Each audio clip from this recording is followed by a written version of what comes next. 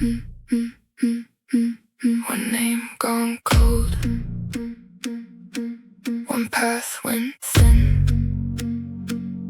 Keep your eyes open, we're going in.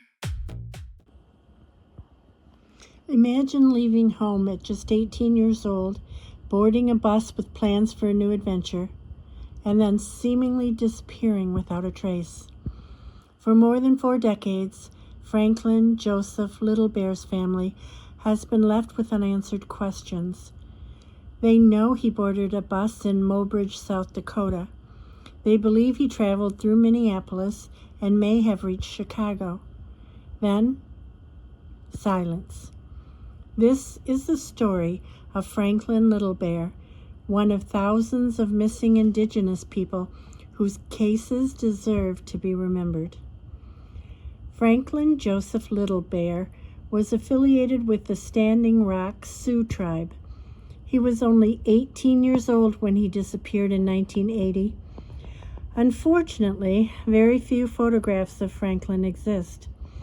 The only confirmed photograph available publicly shows him as a young child, and investigators have relied heavily on an age-progressed image to show what he may look like today. That lack of photographs makes recognition even more difficult and highlights one of the many challenges families of long-term missing persons often face.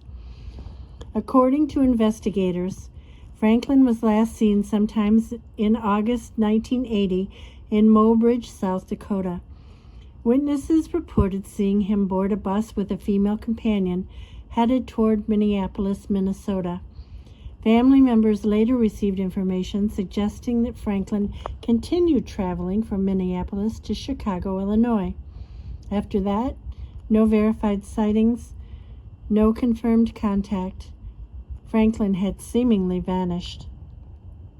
Several years after Franklin disappeared, something unexpected happened. Sometime around 1983 or 1984, a family member either received a phone call from Franklin or a letter from him.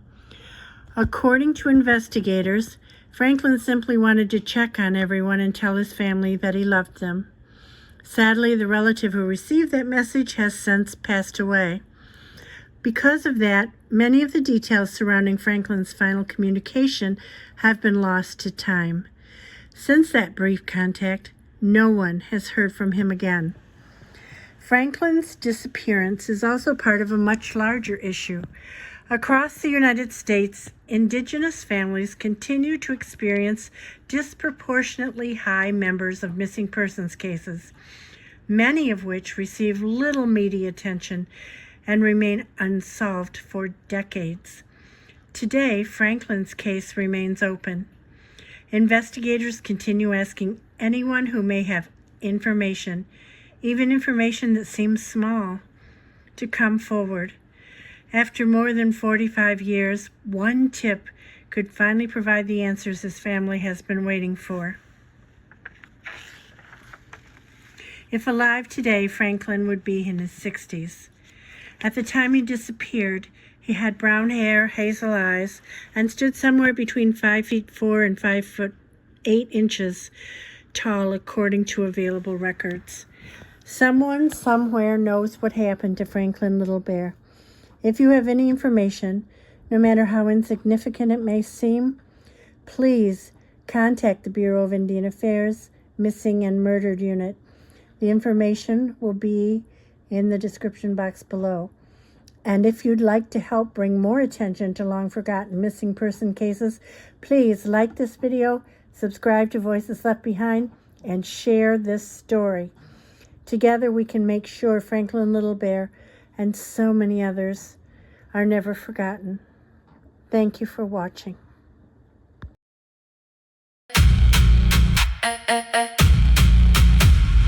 If you know a thing, say it now.